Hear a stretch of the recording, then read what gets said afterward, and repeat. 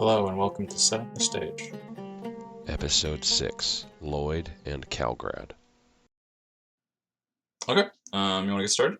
Yeah, let's do it. Okay, so you start off by introducing yourself and who you are outside of D&D. Sure. So, my name's Lloyd. I am a 24-year-old dungeon master from London, UK, if you can't tell by the accent. Mm-hmm. I've been DMing for about 4 years with the same group. Before that, I kind of just played very casually, like with some people at sort of secondary school. Outside of D&D, I'm a software engineer. So I work for a startup, actually based out in San Francisco, like the Bay Area, but they've got an office out in London. Yeah, that's sort of my day job. I'd say like outside of work, outside of D&D, I do a bit of climbing. I'm really into music. Go to a lot of gigs and concerts and stuff like that. Cool. Um, Do you play your own stuff? Not well enough for anyone else to hear it. I own a guitar and I own a keyboard. But yeah, just kind of fiddling. I've never really done anything super serious. Cool. Yeah, like I guess that's kind of the basics. All right. Sweet. Yeah, my dad is I'm from the Bay Area, and my dad worked in software, so Cool. Whereabouts are you based? Are you still out there, or you're still West Coast, right? Right, yeah. So I grew up in Menlo Park in Palo Alto in the Bay Area. And the house I had in Palo Alto was like 2 blocks from what used to be Facebook's campus. Oh, cool. Yeah, my dad didn't work there, but there were people that drove by every day that did work there. And now I live in Davis, which is about 2 hours away from the Bay Area, on the way to California's capital, Sacramento. Oh, cool. Nice area. Yeah, it's great. And really easy to bike, unlike most American cities. So. Yeah, everything seems very spread out over there. It was a big shock for me coming from what is quite a dense city in London. Yeah, well, we'll get there. You're about a few millennia ahead of us in urbanization, so. Yeah, that's fair. And to be fair, San Francisco is actually pretty dense, in my opinion. Yeah, That's why they fair. have the housing issue there. Is it's sort of they're out of space to build unless they knock something down. Yeah, man, I thought rent prices here in London were crazy, but kind of takes the biscuit over there. Yep. What got you started with D&D? That's a really good question. So playing, it was kind of I'd always been into sort of generic geeky stuff like gaming and like fantasy, like kind of intro fantasy, like Lord of the Rings, Song of Ice and Fire, like that kind of stuff. Right. And I kind of did a lot of like more geeky side of gaming. And then a friend of mine who was quite into it, he kind of said that one of the teachers at our school was running this club. You should come along and give it a go. We're playing like very very loose 3.5, and I just really enjoyed it. I've always kind of loved being a bit of a drama queen, so I was to kind of dive in and I think I played like this mad scientist halfling who was obsessed with his crossbows. And then the kind of mathsy side of I've always been really big into maths, like the mathsy side of me, especially in 3.5, found this like amazing avenue to like optimize to the max. Classic kind of min-max guy. Okay. So yeah, I kind of took the chance and was like spent loads of time reading around it and got really invested in this one character, both from a role play and a like optimization point of view.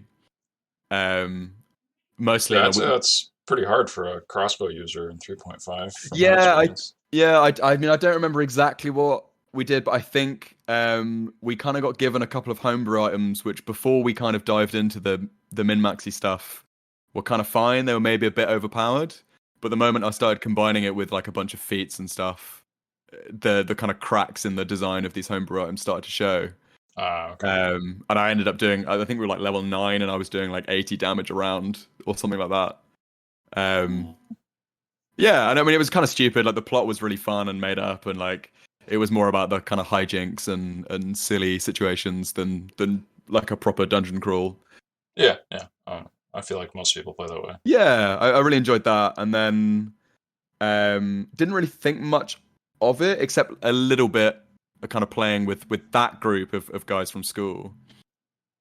We kind of did a couple of sort of generic RPG stuff, and it's like a group that I game with a lot. Like we do a lot of video games, like strategy, like Civ and EU4 and stuff like that.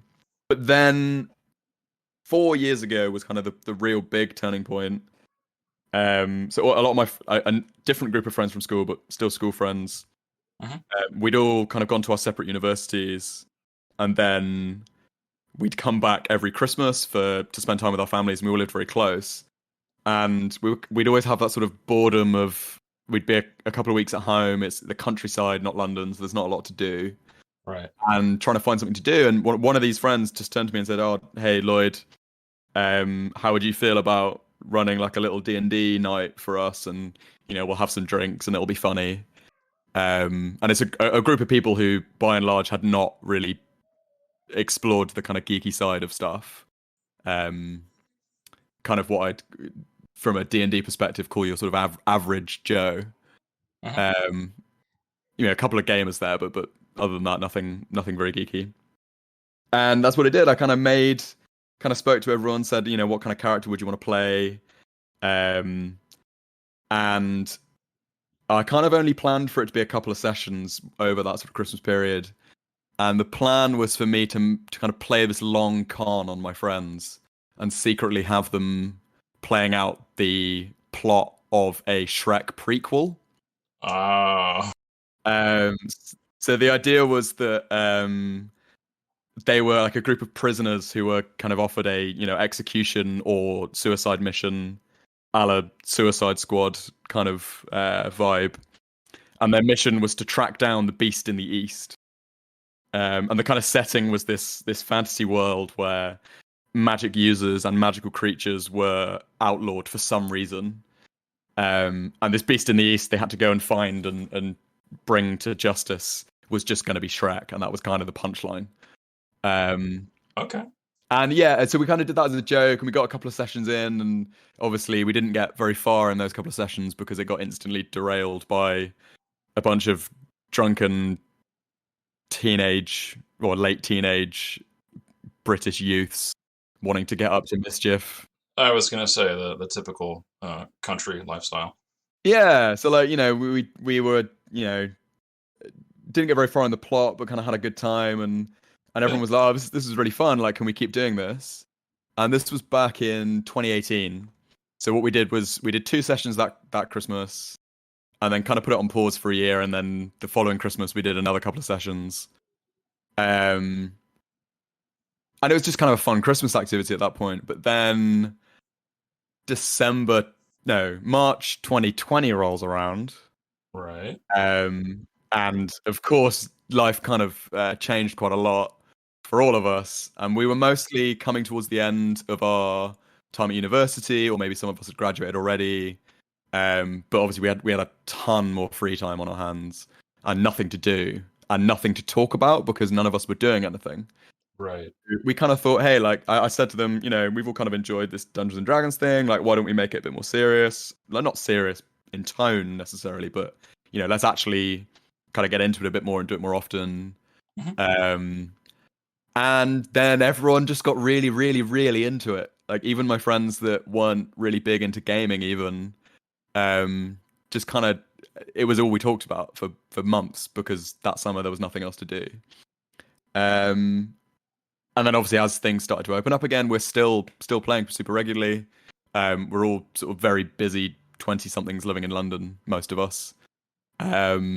So we're kind of playing about 2 sessions a month, maybe. Or at least I am, because I've got 11 players. Right. So we kind of ended up very quickly splitting them up and sending them all on separate quests. And it kind of plays out a little bit like we've kind of likened it to the Marvel Cinematic Universe. or as it's been affectionately dubbed, the Lloyd cinematic universe. All right. So kind of everyone's off on their own quest, but then they'll have like crossover episodes, or like people will like meet up at like a central guild or whatever, and then sort of rearrange the group. So everyone still kind of gets to see everyone, but maybe not all at the same time. Gotcha. But the splitting up was actually an accident. In the in our what might have been our final session when the group finally met Shrek. Of course, by that point they'd kind of got the heavy-handed clues I was dropping them. That it was in fact Shrek. I think I had to drop a talking donkey in before they realized it was Shrek. Oh, okay. That was like they didn't pick up on the gingerbread man, the Red Riding Hood and the wolf. They didn't pick up on the three bears and their anyway, like, all the little Shrek clues I was dropping. They kind of missed them. But yeah, we got there, and then there was a kind of debate in the group about whether to kill Shrek or not, because if they killed Shrek, that would get them all their freedom. But equally, they were like, "Oh, hang on, this is like a guy living in a swamp who's kind of just being persecuted." And all of the group decided to save Shrek, except for one, who started trying to kill him. And then the impulsive barbarian of the group just turned around and tried to kill the other player. And being the inexperienced DM that I was, I thought, yeah, that's funny, let's try it. The other guy got away, the one that was being attacked, who wanted to kill Shrek, and then secretly joined up with the Crown. And we ended up with this like long few months of the party being split in two and actively working against each other. And that made everyone just like love it. Oh, that's cool. Which was really fun. Yeah, I kind of added like a nice like competitive edge and made it feel a bit more alive. Like I think the players really started to get a sense of the fact that they were running the show a little bit and not just me. Right. Well, that's good. Yeah, that sounds pretty interesting. And I feel like if you're gonna have player conflict and not be like a central focus, having it in a climax session, like when they find the beast in the east, makes perfect sense. Yeah, exactly. And then we did have like what we call the season 2 of the show that is this campaign, was the PvP overarching bit. And to be honest, I think it was mishandled by me, because it did culminate in like a big betrayal scene. It was a great session. We had this like wonderful betrayal, where this player came back into the fold and was like, "Oh, I'm really sorry. Like, let's all be friends again," and then kind of betrayed them again and actually killed another player. And then subsequently, that player himself was killed by another one, and then now everyone's back on the same. Everyone's characters are on the same side, but yeah, it was a fun little kind of experiment from my end. Like I didn't really know, I mean, how to do anything really, but a nice little trial by fire in handling player conflict. But yeah, definitely the climaxes, like you said, like the Beast in the East and that big betrayal scene, were probably some of the most fun sessions we've had over the nearly 4 years we've been playing this.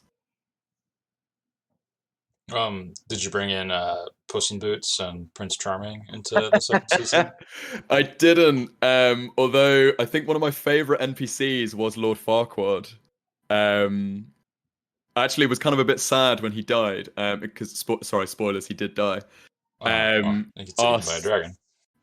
Not quite. So I kind of tried to flip it on its head a little bit, where yes, he was persecuting magic users, but from his perspective, he was kind of doing like a necessary evil. So what the players didn't know at the time, but have since learned, is that the reason him and his sort of forebears were persecuting magic users was because in this sort of realm that this is set in, the weave is very unstable, and the more magic users there are, the more likely like evil or calamitous events are to occur. Okay. And this Farquad, or my version of Farquad, had actually lost his entire family to like a magical explosion when he was a boy. And from his perspective, what he was doing was he was offering every magic user either exile or death because they just couldn't be in the country. Okay. And he wasn't happy about it, but he kind of saw himself as having no other choice. All right, so that sort of sets up an epilogue to that plot where they have a new problem to deal with. That's pretty cool. Exactly. So they actually ended up kind of leading a revolution at the head of a big group of major, like underground mages who were kind of hidden from the. It's just sounding like Um, Dragon Age a little bit. a little bit, yeah. And then we got to this at the sort of climax of the revolution. Um, they kind of brought down this anti-magic field that was over the castle, um, which took obviously some of the big NPC magic users out of the equation because they had to kind of focus on this ritual essentially. And then at that exact moment, the main villain and a dragon both attacked. So we had to like, because obviously I wanted to run the climaxes without having like 11 players because it's just too much. Like people get bored. So we had part of the group dealing with the head of the revolution, and like sort of facing down Farquad, and dealing with the main villain who was there to steal something, and then once the anti-magic field came down, and then the other half of the group dealing with the dragon attack. Gotcha. So sadly he didn't get eaten by a dragon, but he did get quite unceremoniously decapitated by the same impulsive barbarian that caused the party split in the first place. All right. But yeah, it was great. It was great fun and a lovely little moral conflict for the players who are now having to deal with tons and tons of evil creatures and stuff turning up because of the end of the persecution of magic users. And you said are you still using 3.5 for this? No, so yeah, I didn't actually say it. This campaign has all been 5e, because I kind of when I initially said like, oh, you know, I'll do a little session for us. I kind of had a look, found 5e. I figured it was new to me, but it looked like the easiest thing to kind of introduce people to, especially if people not super comfortable with like pen and paper RPGs and stuff like that. Oh yeah, definitely. That's what they were intending with the design of it. Exactly, and yeah, like while I have kind of poked around it and found the holes in the system, we've kind of been slowly patching them up from our group's perspective with just like the occasional house rule over the years. But by and large, we find that 5e kind of does the job for us. Because yeah, everyone in my group kind of approaches the game in a different way, and it does kind of work as a decent sort of one size fits all. As has been my experience, at least. I don't know how you feel about it. Well, where I was going with that is you mentioned like the weave being weakened, and the explanation for fourth edition why so many people had their like powers changed was that I think Mistra had died and the weave had been changed, and there was a representation of that in fourth edition called Spell Plague. Oh no, I'm not familiar. Yeah, where people could develop like weird magical powers that were tied to it, and there were like spell plague monsters that popped up as well. It sounded like mechanically it would fit very well with that idea. Oh wow, I might have to. I mean, I'm sure my players are currently listening, so so for those of you at home, don't look this up. But yeah, no, that sounds like a great source for some mechanics for the sort of closing of the campaign. Yeah, and so like fifth edition has archetypes for the characters that they get their subclass, like Oathbreaker Paladin or whatever. And in fourth edition, they had a similar thing, where you could actually choose Spell Plague as your archetype for any class. Oh, that's cool. And then there was enough like different things you could choose from within the archetype that you could make it work for most classes, probably not all of them. Yeah, I've heard really good things about 4E from a like mechanical perspective as a whole. I've not really looked too much into it, but it seems like one of those things that people hated when it came out and then have kind of grown to love over time. I don't know how you feel about it. I liked it when it came out. I think a lot of the criticisms against it are, some of them are legitimate, that it's basically just World of Warcraft. But I would say fifth edition actually kept that with the idea of like short rests, getting you stuff back. That came out in fourth edition. Yeah. Whereas in third edition, you didn't have any of that. And long resting is pretty much the same, so that hasn't really changed. Yeah. So that was good. It made every class kind of act the same, with the way the powers worked, where you just chose like short rest powers and long rest powers, and that was kind of it. Um, so I can see why people thought from outside the system that there's no player choice to differentiate characters. But my experience when you're actually playing the session is that's completely not true. There's plenty of character choice that influences what you're doing. Okay, yeah, that's cool. I think I like this might be the final push over the edge I need for me to actually dive into some of the 4E resources for inspiration. I don't think I'll be able to convince my group to convert to another system this late in the game, but Yeah. Um, yeah, it's very useful for inspiration, especially because the monsters that are available in fourth edition, they're very easy to still use in fifth edition, I'd say. okay. Obviously, you need to alter the because fourth edition isn't bounded accuracy. You need to alter that portion. Yeah. Um, but just the idea of the different little powers they have. Um, Yeah, so that's really cool. yeah, goblins in fifth edition. There's like basically just one type of goblin. But in fourth edition, there's like 10 or 20 to represent like this goblin goes in and like draws people attention with the shield, but still has like the little goblin tactics thing it does where it hops around. Yeah, I think the fifth edition monster manual has been one of the most disappointing resources. Like I mean I'm sure you've heard this elsewhere, but like I have kind of found that the default monsters in fifth edition have just been like a sack of hit points. Yeah, So I mean, luckily there's a lot of people online who are doing a lot of work to make their own. I don't know how. Like I've drawn a lot of inspiration from like Matt Colville's action-oriented monsters. hmm And yeah, I've there's heard good there's things about those. yeah, there's a ton of people like making them and publishing them on Reddit and stuff like that. Um, so I do kind of steal a lot, thankfully, or just try and come up with my own.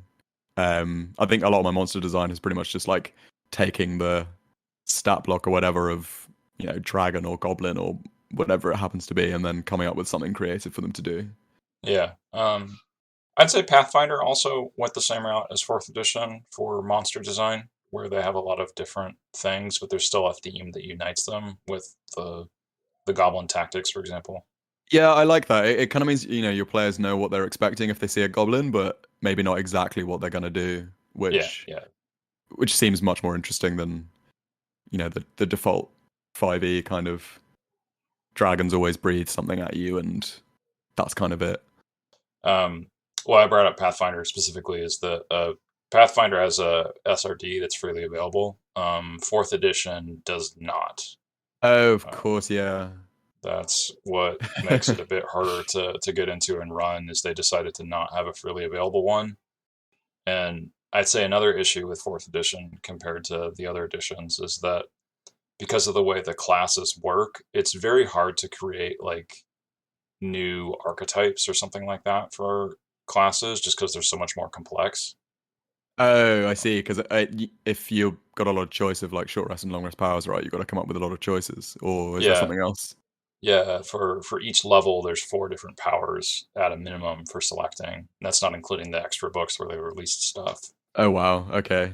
So if you wanted to design a new class, you need to do four powers for every level. So even if you're just doing like the first 10 levels, that's it's not quite 40 because you're not getting a power every level, but still, it's I a like lot. that level of choice though. Like, I know at least one of my players, you know who you are, that would love that level of customization. Yeah. I don't know. Like, do you know what the kind of community response was to that level of like customization and options as a player? People didn't realize how much that differentiates your character was the response from what Mm. I've seen is that I mean for wizards like there isn't really much more customization than other editions because you're always choosing spells. So Yeah. if you're a spellcaster it's kind of the same. um, but if you're a fighter it gives you a lot more choices in what you're doing. Yeah, because something I've noticed with my group, because we're at level like 16 now, which is a nightmare as a DM. hmm I'm now realizing, but a lot of my martial players, like the rogues and the fighters and stuff like that, I've sensed a lot more frustration in them as we've gone to higher levels. Both in they're leveling it, like when they level up, it's like, oh cool, I'm better at that thing I'm already good at. But then also in the session, it's like, okay, I'm going to do the one thing that I'm able to do. Um, so it sounds like 4E does a lot of the has a lot of solutions to address that. Is that kind of what I'm getting from you there? Yeah, yeah. So I'm gonna read off like a 15th level rogue power here. Slaying Strike. It's a normal attack, but it deals 3 times as much damage. And if the target is already bloodied or they've lost at least half their hit points, it deals 5 times as much damage, Wow. and crits on a 17 or higher. Okay, so it's like giving a lot more choice to the player, right? Yeah, that's just one power. I mean, there's 3 that are listed in this book for that level. Yeah, there's probably more like 20 that you could choose from. Yeah, because my Band-Aid solution so far has been A, to give more creative magic items to the marshals, um, which is fine, and then B, more recently, I've just given every martial class access to battle master maneuvers, just so they can kind of do something other than I attack. Yeah, that's definitely something you can do to make it more interesting. Another one here that's pretty interesting. It's the same level.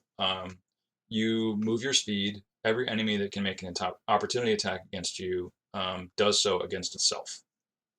Oh, that's yeah, okay, that's really cool. I need to just steal these because these sound like really creative little rewards and stuff I can give to the players. Yeah, a few of them are described on the 4th edition wiki, um, but they can't get into full detail on it because of like copyright stuff. So it Yeah. has like a description of what the power does, but doesn't give exact stats on what it does. Okay, yeah, but yeah, that's enough for kind of inspiration for me to port it over, though, I guess. So Yeah, exactly. Um, so like these become more situational. Like the moving one is good when you're surrounded by a bunch of enemies, but not so useful when you're fighting like one big dragon or something. But the slaying strike one is very useful against a dragon because it's got a huge amount of hit points. So the extra damage is much more relevant. yeah, And then the score a critical hit on a 17. There's also a cleric power that lets you gives you advantage, which isn't as frequent in 4th edition, where you get to roll twice. Um, so that's also useful when you're critting on a 17 because then you double your chances of getting that 17 if you have advantage. yeah, So you combo with the cleric and like give me the advantage blessing and then I'll attack with this. yeah. It's Um, really cool. but you have to choose which of those powers you're going to do. But then you have a bunch of other powers that also let you like pick that. So Yeah, that's really cool. I think I just need to plunder those for my martial players who have kind of expressed the frustration of, especially the rogues. It's like, oh, every turn I guess I sneak attack again. yeah, I Uh, mean that's still there. You're still looking for combat advantage and flanking to get sneak attack. The what 4th edition has is it has different roles. There's leaders, which are like clerics who are healing people and buffing people. There's defenders, which are like drawing attention and have high armor class, so they're trying to get the monsters to attack them and not other people. Um, there's controllers, which are doing like area damage, and then there's strikers, which are like rogues that deal yeah, extra damage from some condition. And all the strikers are basically just trying to trigger that extra damage that they get, however they can do that. yeah. I think like my main complaint from a like battlefield role perspective with 5e has been like the lack of any real way of diverting attention to yourself. Mm-hmm. Like there's like what like 2 abilities or something like the barbarian, like the ancestor barbarian has the one where like if they attack someone while raging, that target gets disadvantage against anyone else that it attacks and Yeah, stuff like that. But like they're so few and far between. So I have to be really lenient with, well, not lenient so much, but like when I can tell a player like really enjoys tanking or like wants to tank in a given session, like letting their jeers to the enemies and stuff actually have an effect because right. they don't have a mechanical way of doing it. Yeah, Um, yeah. Fourth edition had marking, which let you a defender marks an opponent, which gives that an opponent a -2 to attack other people, or disadvantage because Yeah. didn't have that, but gives disadvantage to attacking other people. And also, if that target attacked someone else, the defender gets to hit them for free. Oh, that's really So stuff like that's really cool, and I think it'd be nice to kind of provide some of those to my players. Yeah, I Some think of the, the Battlemaster fighter basically still works that way. yeah, they've got a couple there where you can do similar stuff, which I'm hoping because we've only had like one session since I introduced the marshals, the maneuvers to everyone. So I'm hoping over the next sort of few, we get a chance to see if it improves the feel and the kind of play style of those martial characters. Yeah, I would be. I'd be surprised if it didn't feel like a positive change. I hope so. Well, I was going to ask you what the name of your world was and like a physical description of it. That's usually how I start the episode. Yeah. So I don't know if I've actually given a name to the whole thing. Well, just the region then is yeah, fine. it all started in a country called Kalgrad.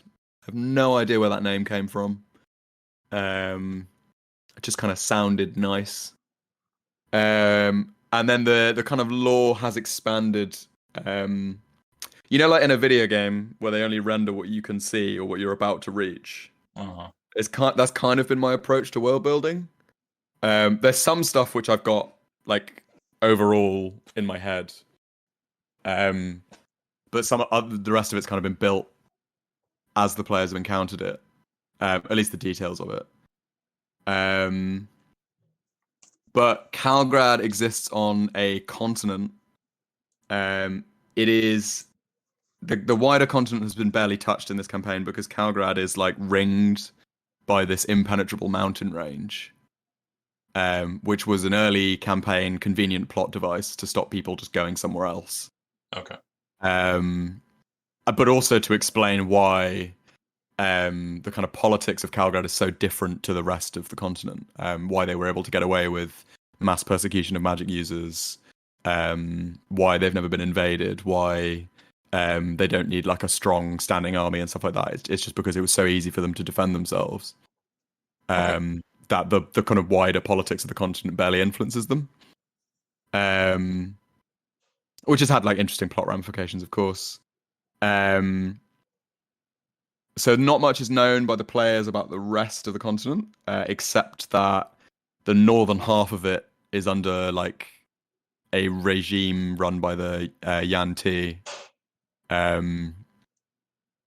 who have a similar history in my world as they do in regular D&D. But they basically overthrew. They were like a slave race and then overthrew their masters and now rule half of the continent. All right.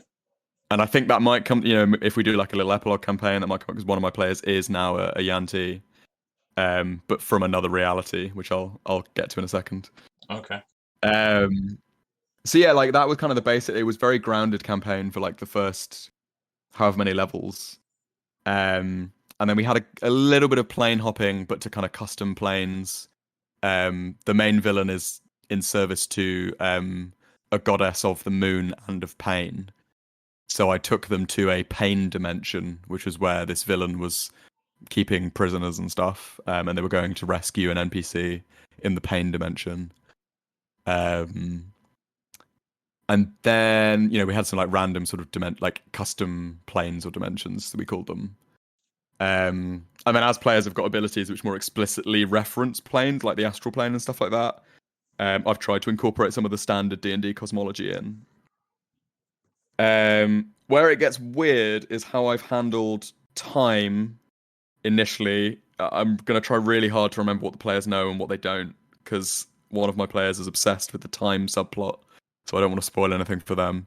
Oh, yeah. But basically there's some weird stuff going on with timelines where they've seen like the corpses of an NPC who's still alive somewhere, holding like an object which they normally have.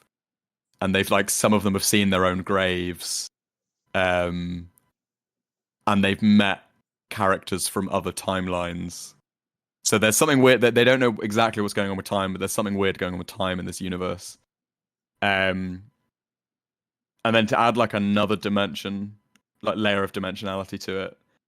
We've got all these planes which exist in what I guess D&D refers to as the multiverse. You know, you get your astral plane, your heavens, your hells, your all that stuff. Right. And then what I've got is something which I call the multi-reality, where each multiverse is one reality. And then there are like other in the sort of standard, time travel film version of reality where every decision that's made, there's another reality where the opposite decision was taken. Okay. So there's like an infinite set of realities.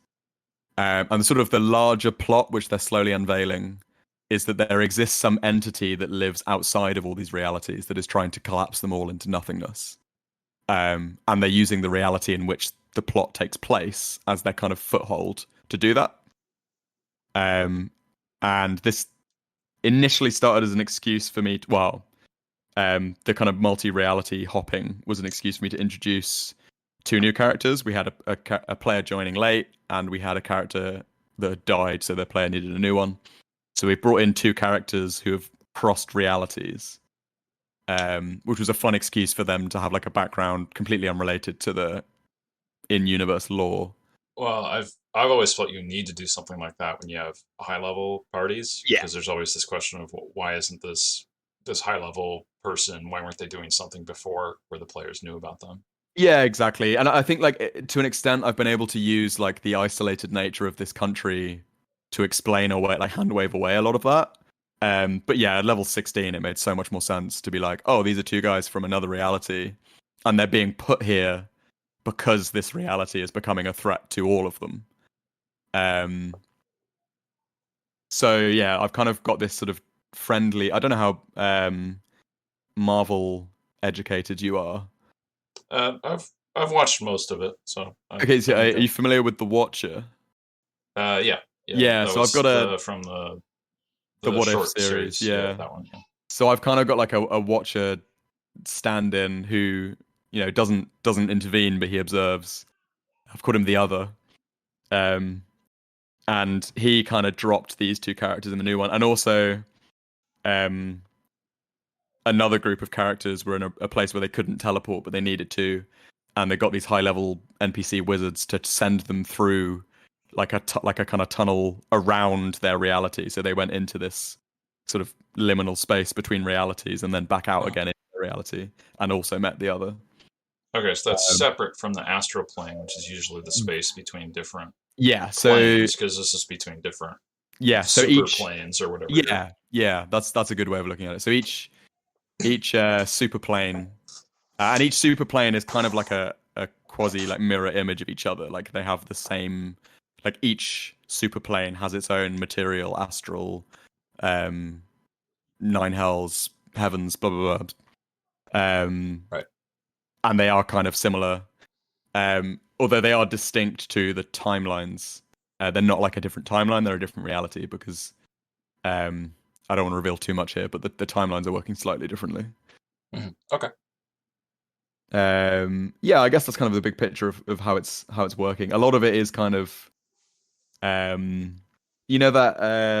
scene in Wallace and Gromit where Gromit's laying the tracks in front of the train that he's riding. Yes. That's kind of how a lot of the world building's been done in this. I'm a very like improv heavy DM, where what'll kind of happen is something will come up in a session that I wasn't necessarily 100% expecting. Or like maybe I'll have a vague idea of something, but in session a character will be like, what's the concrete answer to this question? And I won't have a good reason not to give it to them. So I'll kind of improv one on the fly and then have to go back and make it fit with everything else I've done. Well, I think that almost means that you're doing less work because you don't have to do things that your players aren't seeing as much. Exactly. And there's some things which I've had to do to prep, like just so I know what I'm going to do if it does come up.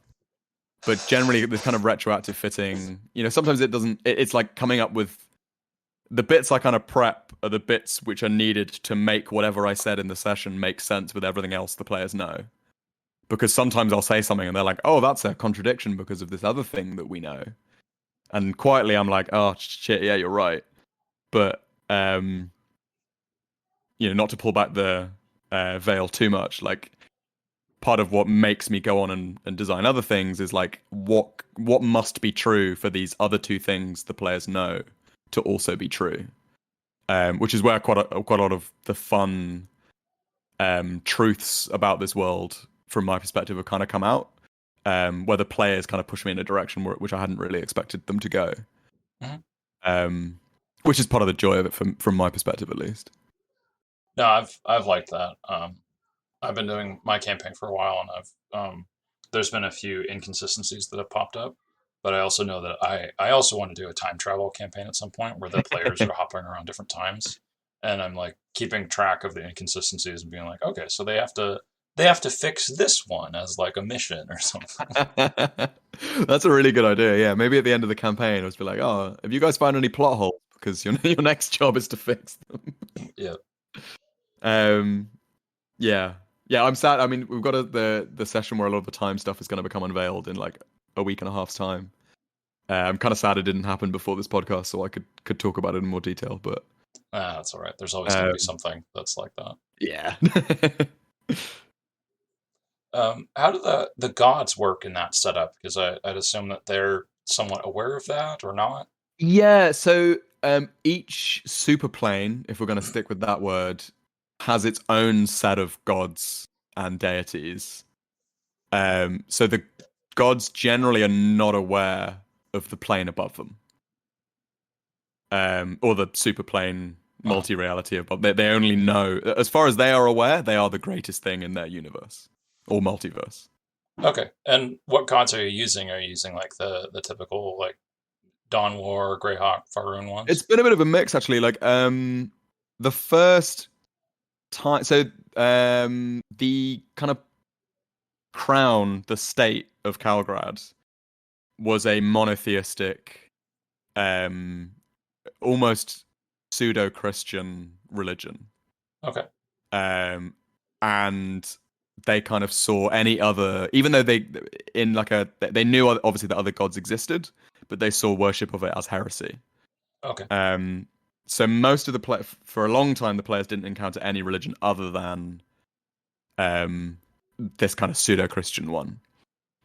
That changed when we got our first cleric player who joined like partway through, and he wanted to worship like one of the Celtic gods.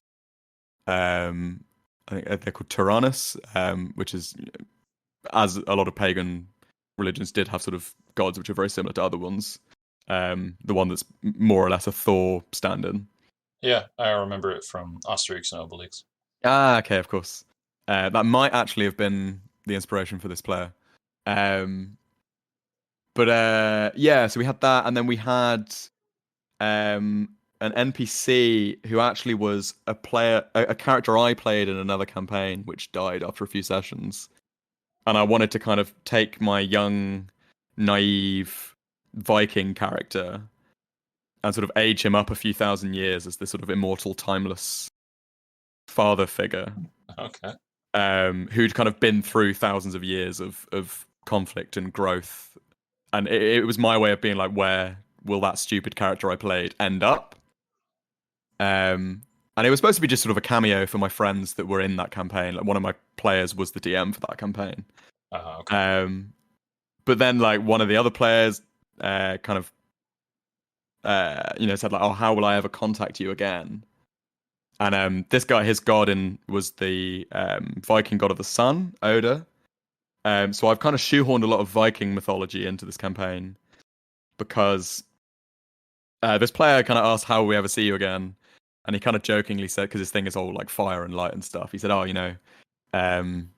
light the biggest fire the continent's ever seen and I'll come running.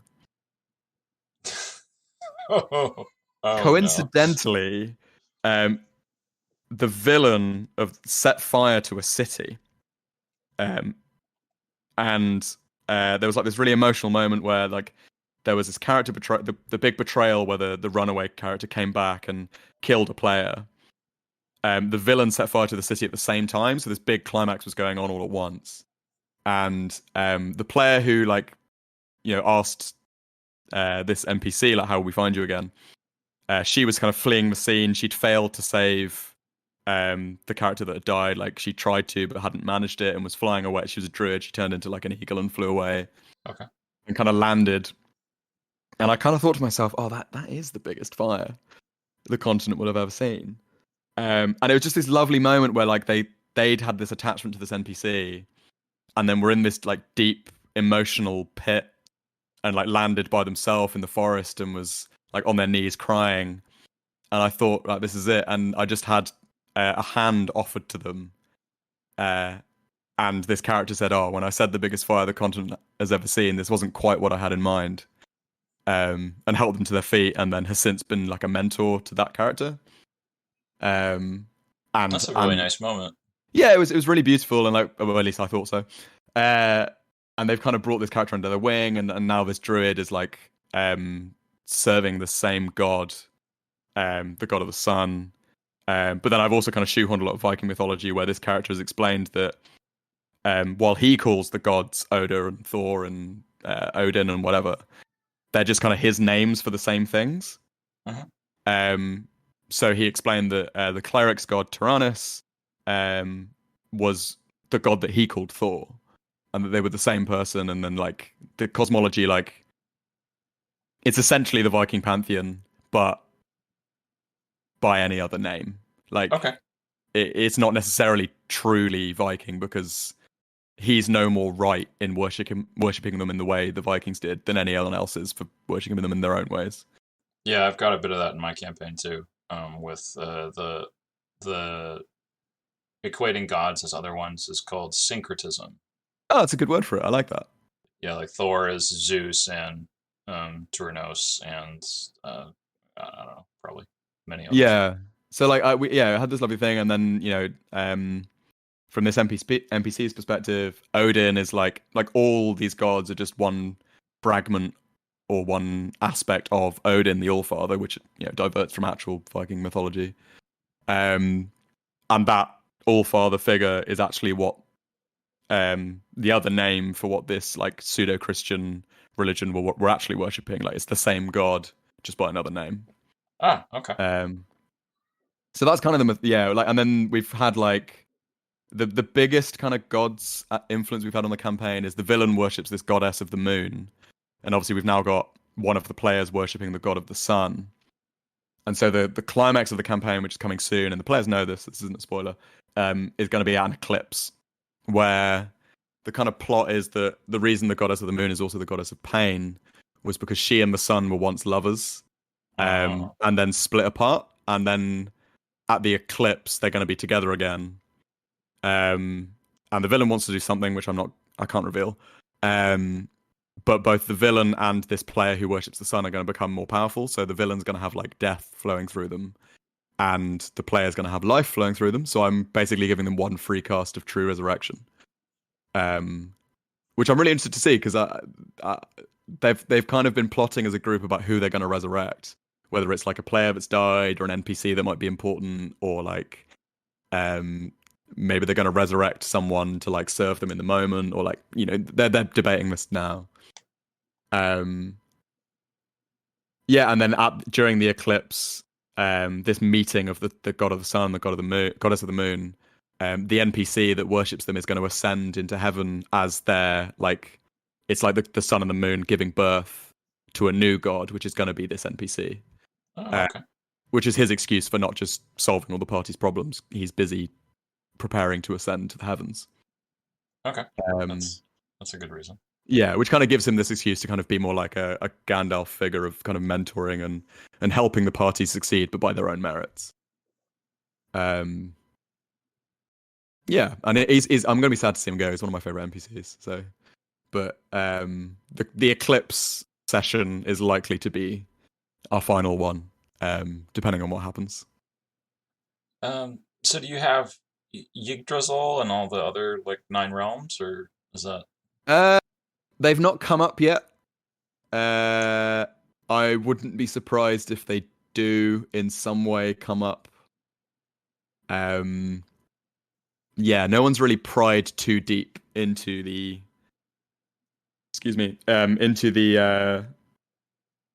other realms. Like the people have been to other planes and other dimensions, but No one's really questioned the mechanics of getting from one to the other and the Okay. influence the god. Like, no one's really thought about what the gods do to other places other than the heavens and the hells and the material. All right. But yeah, something I'd like to explore maybe, because I'm planning on, once this campaign's over, maybe running small like one shots and stuff in the same setting, and maybe giving players a chance to explore stuff they didn't see so much of during this campaign. All right. Cool. Cool. So you're planning on you're at level 16, so this is like the climax of a long campaign for the Yeah, I think like novels. the reason I'm kind of stopping at 16 is I didn't want to have to try and balance around 9th level spells, except by like magic item where they're like single use. Yeah, it does become quite different at that point. Yeah, I mean, I found it hard enough balancing around teleport, let alone everything else the players have access to at the moment. Because any sense of like, because initially when players were like traveling by foot or horse or bird, tracking their separate timelines and saying, these characters are over here and these characters are over here was quite easy. But finding like plot contrivances why player A can't just teleport into player B's session midway through has been quite difficult. Yep, Because I had just, the same problem when I was running high level third edition stuff. yeah. The players got up to the 24th level, and Oh there was wow. a quite a stretch where it was like, okay, well, to challenge them, I just need to kill them. Like it's no longer like I'm trying to like knock them unconscious. I'm just gonna like kill that player, and then they win the fight and they resurrect them. Um, Yeah, I've done quite well, I think, of making resurrection quite rare or difficult. The villains have a habit, well, the intelligent villains have a habit of decapitating corpses and stealing the body. mhm. Um, and I've just made the diamond economy quite rough. So they can kind of find enough for like revivify, but no one's managed to get off anything bigger than that so far. Gotcha. And I think the players have liked that. I've kind of been told by them they like the stakes of death being mostly permanent, even if not always. Yeah, in my current campaign, I did something similar where people don't really trust people that have been resurrected because you're making all these like oaths until I die kind of things. Ah, that's clever. So then, like, dying means you're no longer bound by your oaths, so this person isn't really trustworthy anymore. Ah, yeah, that's a really clever little mechanic. No one's died yet, but so. Are any of the players married in game? Yes, one of them is a king, so he's a polygamist because that's what the culture is. So will if he dies and is resurrected, will they have their titles go to their heirs or? Uh, uh, like within the culture, he probably wouldn't accept resurrection. Like if he Okay. died, we would have it. Yeah, it would go to his heirs, which would be a whole thing because he has a few different titles. Okay, Uh, yeah, that's cool. yeah, he's like uniting a bunch of different orc tribes, and he's the king of the orcs. So yeah, I'm not quite sure what would happen, but he's also extremely difficult to kill. I've tried. I gave him a magic item that lets him like stay conscious while he's at negative hit points. Okay, similar to like the zealot barbarian from 5e, right? Yes, very similar. Uh, and because when you spend a healing search in combat, you heal from 0 for that amount. Um, Oh, so even it doesn't matter what negative they go to, they still come up right. from Yeah. So zero. I smack him down to like negative 20 or something, and he's still kicking. And then he gets a heal, and he's back at 30 hit points from some good healing. Um, Nightmare. not sure about the exact numbers on that. You get the idea. Yeah. Um, yeah, getting back to your campaign, what are the different races like in your campaign? Is it mostly like standard elf, dwarf, human, halfling kind of stuff, Yeah, or that's an interesting one. We started with the pretty standard like human, dwarf, elf, half elf kind of vibe. Because the setting, Kalgrad, the country, um, a lot of their fear, like it's a human country, and they're like fiercely xenophobic to other races. Well, racist, I guess, to other races. Yeah, fits with the Um, Farquad thing. yeah, so it kind of like tied into that plot, and like, they weren't like the non-humans weren't allowed into certain bars, or like, they couldn't like have free like reign of the country without being checked. They had to like go to an immigration center and be registered and stuff like that. And then as the campaign's gone on, like we've now had this like successful revolution of magic users. And while the population are still quite biased and prejudiced, the new government is actually run by one of the player's old characters, Cool. who was a half-orc barbarian, the half-orc impulsive barbarian. The player wanted to retire the character, and he was the one that killed the king. So what I had happen was basically uh, the crime gang he was kind of a part of in his backstory kind of stepped in after the revolution to keep the peace, and have like installed this guy as the king of the realm, and have kind of strong-armed their way into power. Okay. Which is a fun little politics subplot which the players have kind of danced around a little bit, because these guys are sort of quote unquote allies of the players and are kind of there as a business arrangement. They're making tons of money, like lending gold to the Mages Guild and stuff like that. Okay. And have installed this king as the king by right of conquest. Yeah, but the populace themselves are still quite prejudiced, and the players actually have done some good work to like get over this. Like they had a whole subplot where two of my players found the editor of the Kalgrad Gazette, and like talked her into printing news stories that kind of painted our players in positive light and talked positively about magic users and other races and stuff. And so they're trying to win public opinion like that way, and they've seen some effects, but ultimately a lot of these people are kind of countryside backwards racist characters, common folk. Yeah. What's the line from Blazing Saddles? Like the clay of the earth. Yeah, something like that. And then now, especially with people coming in from other realities, we've got some more wacky races like the Yanti. One of my players is true polymorphed into a succubus. Wonderful. Which has been great. I think they were a bit fed up. They rolled as a strength build, like strength mountain dwarf, back when we didn't really. It was like just a silly little drinking game we were playing at Christmas. Right. And then as the campaign got more serious, they were like, "Oh, hey, actually, I'm kind of fed up with this build. Like, can we find a reason for me to become a Dex fighter?" And I was like, "Oh, like, why don't you speak to the guy in the Mages Guild? Like, maybe you can do some quests for them, and they'll turn you into something else." And he decided he wanted to be a sex demon, in true new to pen and paper RPG player form. So we said, yeah, sure, why not? All right. And it's not been as disruptive as that sounds actually to the plot. It's been played very he plays it very straight, which is good. Well, I mean, he's not like natively a sex demon. Yeah. Yeah, it's been really good actually. It's added some kind of fun to the plot where other NPCs and stuff will kind of remark on his race, and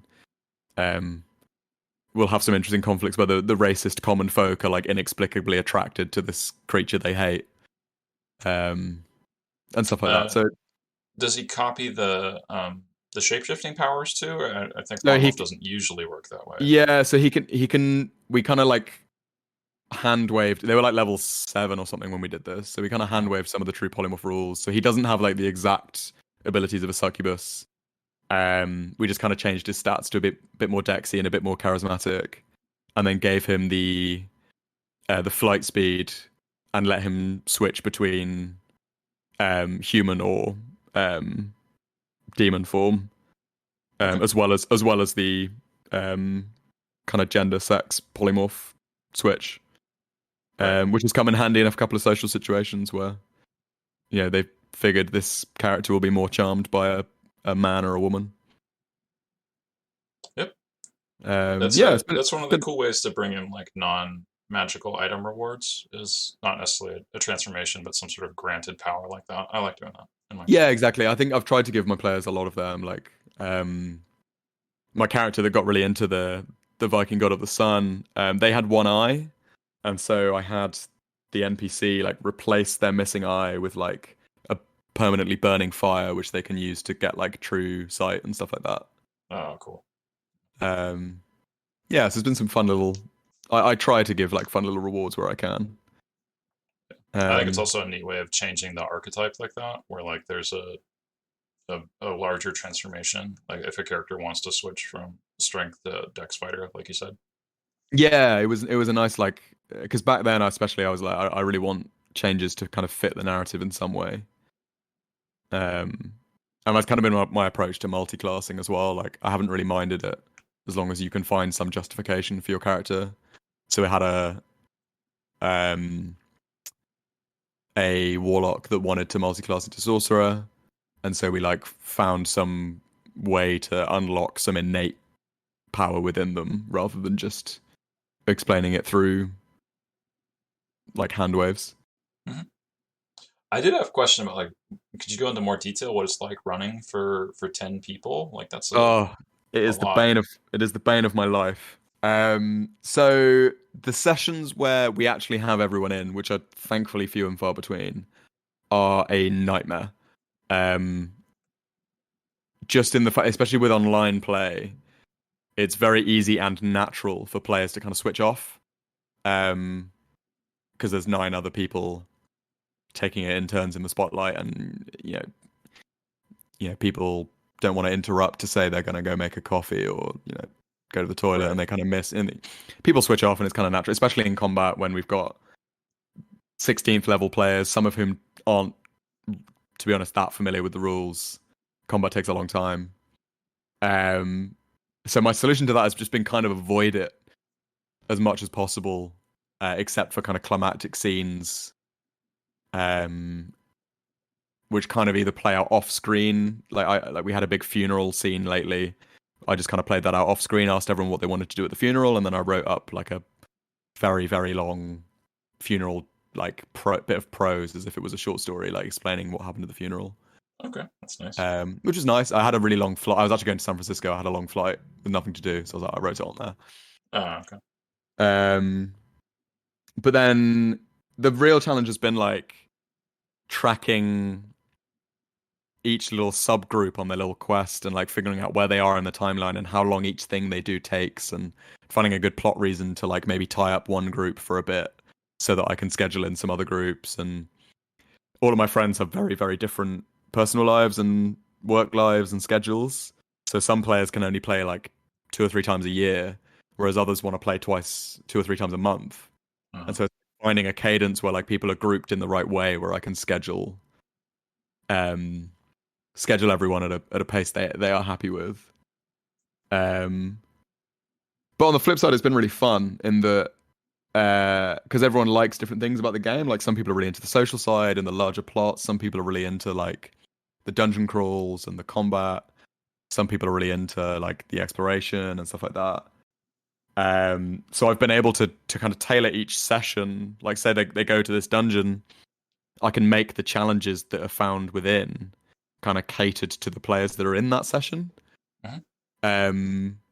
Which has been really fun. Like I really enjoy that side of DMing and seeing the different ways that each individual approaches maybe the same problem. And yeah, I've also been able to reuse a ton of stuff because they don't know what the other players are necessarily facing. So Okay. I can just lift and shift like half a dungeon, and kind of just change the plot that they find in that dungeon. Have you heard about the quantum ogre? Yeah, there's been a bit of that. I try not to reveal quite how much quantum ogering is going on. I was gonna But say it sounds like a quantumly entangled ogre, where it's yeah. not just wherever you go. It is. It's like there's 2 of them in there. Yeah, it's Schrodinger's ogre or something. Yeah. Yeah, so it's been good from like the kind of filler content. I can just reuse, and then it's only the kind of set pieces or like the one-off villains or kind of more interesting plot sets need a bit of custom work. Okay. But it's been really good, especially with everyone so busy. Like, not everyone has time to play twice a month, so Yeah. but they still want to be a part of it, and it's been a nice way of handling that. So you guys play online? Are there enough people in around London for you to play, or? It depends who, yeah, like it depends who's in the session. We mostly play online because we're on Roll20. Mhm. It's kind of helpful for everyone to have their character sheet and the like tokens and stuff because we tend to use battle maps for combat encounters. Right. Um, but you know, if everyone's around and the kind of schedules work out, we do occasional in-person sessions. I'm definitely hoping to do the big climactic finale in person, like maybe over a weekend or something. Um, but yeah, like I really enjoy the in-person ones as well, especially for like dialogue heavy sessions where I'm just playing NPCs all session and there's no real combat. Those are much more fun to do in person. Yeah, I definitely agree with that. But yeah, it's been all right doing this kind of hybrid mishmash. We're almost all in London except for one of our friends who's in Newcastle, um, which by US standards is not very far away. It's like a 3-hour journey, Yeah. but for a Yeah. for a Londoner, that's a world away. So It's not enough to do that, like for a very often for that. yeah, but yeah, like most of the time online just for convenience. Like we've all got work and we live in different parts of the city and stuff. Everyone's got to get home afterwards. So, Yeah.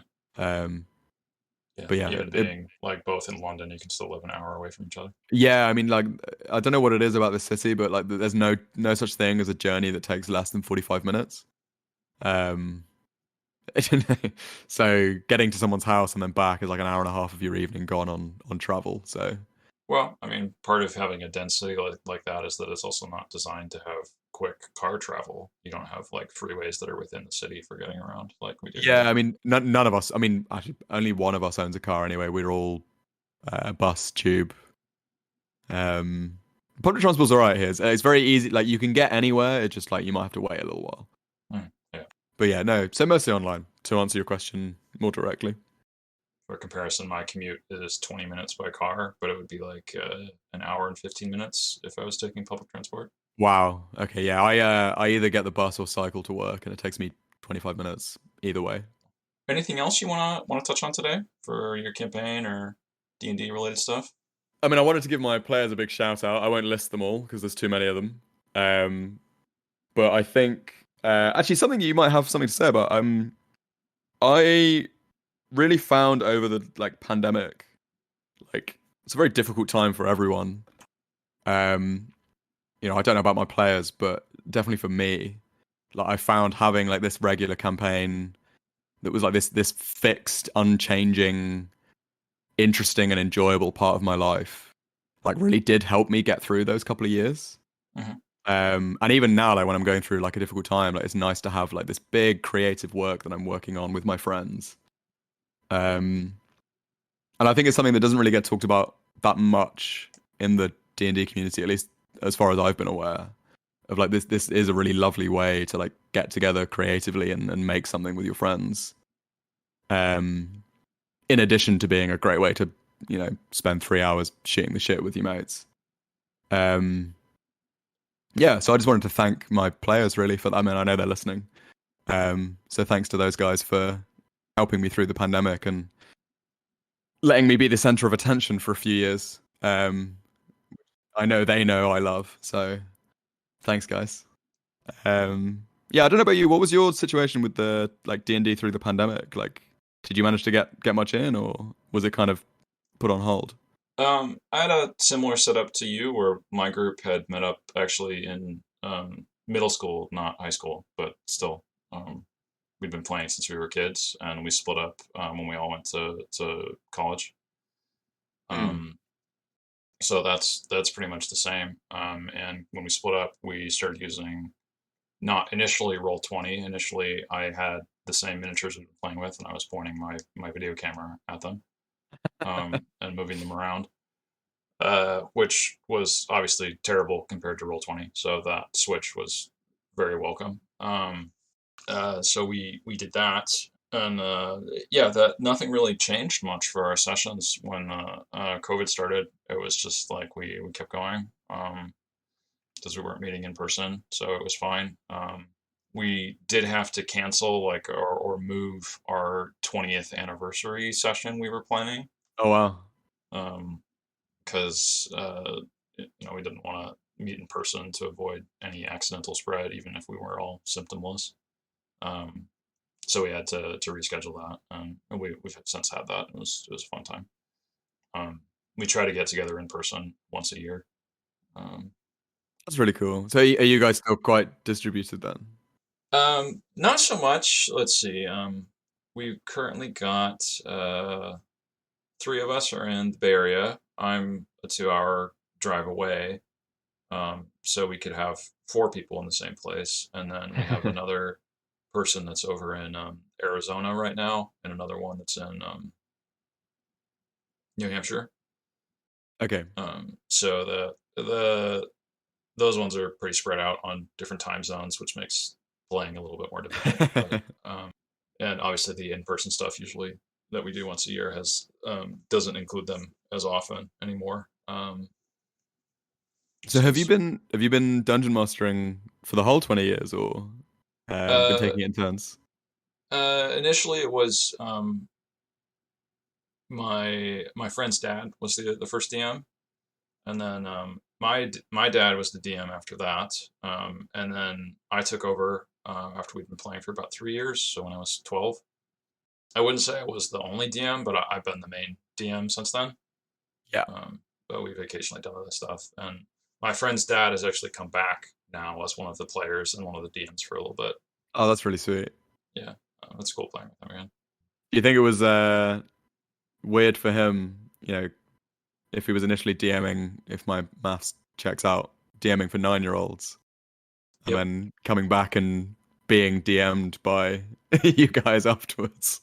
Yeah. No, he's having a good time with it. He's playing an older character as well to try and sort of have that be consistent. He's playing a cleric of Ares. I used the Greek gods from my campaign. Yeah, And that's really cool. yeah, I think it's fit in really well. There hasn't really been much of a transition that's necessary, besides keeping the group chat a little bit cleaner. We use Discord for connecting up for our games. So Yeah, I don't think I'd ever want to invite one of our parents to the group chat. yeah, we actually made like a separate Discord server so we wouldn't have to like delete all of our old We have memes. so we've got like we mostly use we use Discord for the calls, but then like we have Facebook Messenger for like just chatting about stuff. Mm. And we have like one big group chat with everyone in the campaign, and then we have like each session or group of sessions has its own like sub chat. And we've got this lovely little tradition. Sorry, it's actually a bit of a tangent, but thought you might. No, that's fine. Go for it. We have this lovely tradition where after every session, everyone shares in the main chat what we call D&D memes with no context. Okay. Where someone will try and post something that only the group that was in the session will find funny, but that will look as bizarre as possible to anyone that wasn't in the session. Okay. Yeah, I remember there's this like new meme that came about, which was like the summarize a movie plot with no context, trying to do like 4 pictures that like if you'd watched the movie made perfect sense, but without watching it. Yeah, it's like exactly like that. Okay. And so we've had some really really funny stuff come out of that, and it's always like a lovely post session buzz for a few days where everyone's like coming up with funny memes or like kind of bathing in the afterglow a little bit. That's cool. Yeah, if anyone listening is looking for a benefit of having an enormous number of players, I'd say that's one of my favorites. Just a bit of advice for how I've also used the Discord server for our gaming is that it's also very useful to like do schedule tracking for people. So we have a channel that's just for scheduling. And after each session, I'll put like when the next session is, and there's these little reactions people can do. to a message on Discord, and like you put like a smiley face or something. So I'll put like a time and a date, and people can put like a thumbs up or a thumbs down for whether they can make it. See, that would work great, except my friends are bad enough at checking like their text messages, let alone Discord. Okay, yeah. Yeah, I've tried to think about different approaches over the 4 years. I've tried a few different scheduling approaches, and it turns out the most reliable one is just to keep annoying them until they give me an answer. Yeah, that ended up being the one that worked best for us. Is that we also have a smaller group, so we can just be like, okay, so this works for everybody. I'll put it in the chat, and then we're still in that session. So then, like, Yeah, true. everyone is there, responds to it right away. Yeah, I think the best we've got is when we have like these big every character's in the same place moments. We tried this time. Thanks, Yaz, my player, for coming up with this. Was we just created like a Google Doc where everyone listed like their characters' thoughts, what plot lines they were interested in, and where they'd like to go, and what they'd be willing to do, and then everyone kind of just assigned themselves to the subgroups and said, "Oh, I'm interested in this plot. We'll all do that. We'll do this, and blah blah." Blah. And then we just I worked with each group to kind of pick a time for their session for their sort of subplot. That's kind of how it goes, generally speaking. Because we kind of have this pattern where like everyone goes off and does a subplot, and then they all kind of meet back in the Mages Guild, basically. Right. Well, I think that's also just important for like you as a DM to have that knowledge, because then you can, like you said, prepare the session so that it's what that group would like and would be a good challenge for their skills. Yeah, exactly. It's like I need to know what you're doing and who you're doing it with. You don't want to have like a locked door when there's no rogue to unlock it. Exactly. Do you have any advice you want to give to other DMs?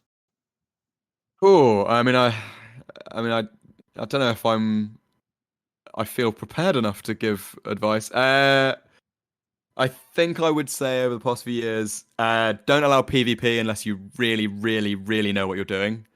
That's one of my biggest lessons. Say no if more than 5 people try and join your group. Remember that you need to have fun as well. Don't handhold your players as much as I have. I still have players that don't know what the difference between an action and a bonus action is. Most of them are great, but some of them less keen on the reading the rulebook. And remember, your job as the DM is to make the game. You know, design the levels, be the monsters, be the enemies, be the NPCs. Your job is not conflict resolver, babysitter, scheduler, note taker. I mean, it can be if you want, but you know, if you're having issues with your players, you know, like you just speak to them like grown-ups, unless they're children, of course, because you might be a DM for children. Yeah. But yeah, like remember that your players have a responsibility to make the game fun for everyone. It's not just your job to bring the fun to the table. Everyone has that responsibility, and thankfully, my players are generally pretty good at that. Yeah. Yeah, I guess that's more player advice as well. If you're a player, it's your job as well. Go easy on your DM. They've got enough to think about. But yeah. I guess that's all I've got in the way of advice. Nothing crunchy. But well, I'd say 6 people is a better limit for playing. Yeah, 6 works fine, especially if they know what they're doing. Yeah. If you've got players that need hand holding, stop at 4. Yeah, I'd agree with that part. Have you got any advice for me? You know, I'm 24 and been DMing for 4 years. You've been DMing a lot longer, so if you've got something for me, I'd love to hear it.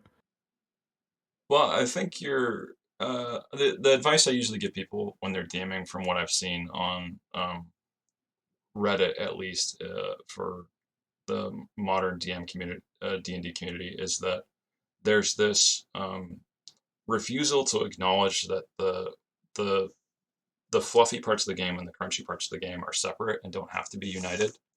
And the crunchy part refers to like the mechanics. So like, you know, a paladin gets smite and can use their spell slots for smiting. And the fluffy part of the game is that a paladin is like a warrior that took an oath and receives power due to his like devotion to that oath. those don't need to be the same thing.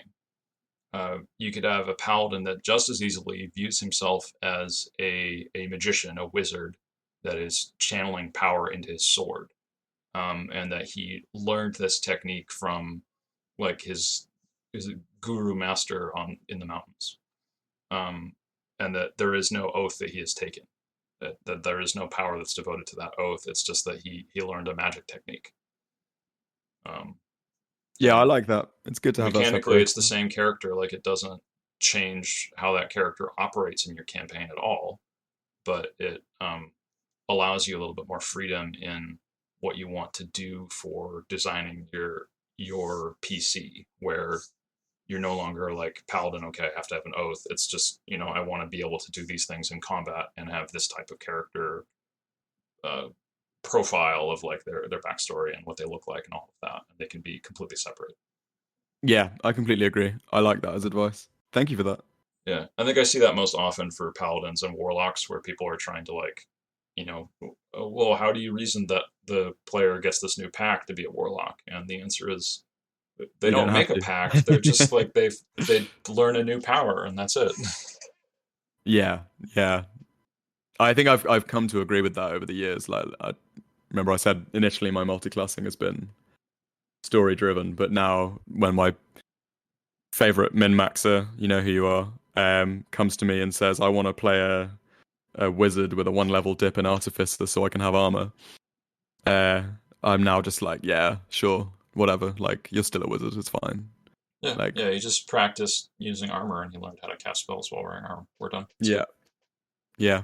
And I think it's made things go a lot smoother because, like you said, players can just be what they want to be and not worry about gelling those things together. Yeah, it's fine to gel them together too. Like, you don't want to Yeah. prevent people from doing that, but like, it's just that's the freedom of choice for that element. Is, I think, something that people often forget.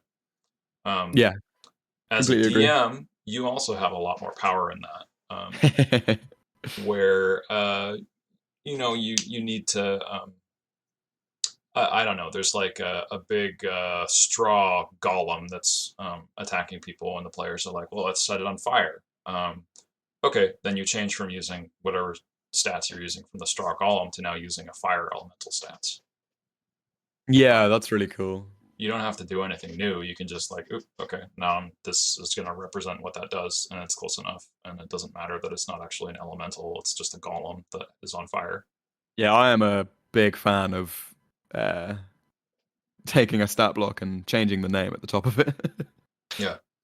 Going along with that, also, like, if the stat block doesn't quite work, like if you wanted to have it be, I don't know, an acid golem, you can just change the fire elemental to deal acid damage and be immune Yeah, to and acid damage instead of fire. It's the same thing.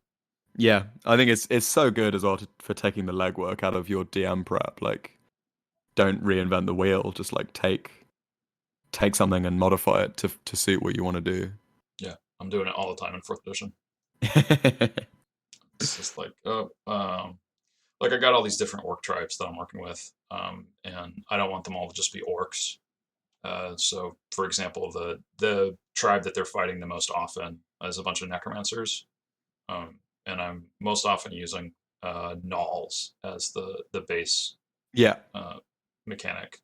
So the Endless Autumn Evil Necromancer tribe is actually just gnolls. Yeah, There's a different one that was dwarves. There's another one that's hobgoblins. So each of the orc tribes can have like a feel and an identity, but they're still like, in game, they're all orcs. are the Null orcs still eating people, or have they No, dialed that that's a different tribe that does back? that. And that tribe is going to be giants, but I haven't gotten to that yet. Awesome. Yeah, I think that's it. Anything else before we sign off? No, I'm just want to say, yeah, massive thanks for doing this and having me on. I when I saw the stuff on Reddit, I was like, that sounds like such an awesome idea. Really happy to be a part of it, and hopefully I've not spoiled too much for my players. If I have, you haven't heard anything. Forget what you know. So yeah, thanks very much. Yeah, thanks, Lloyd. Bye.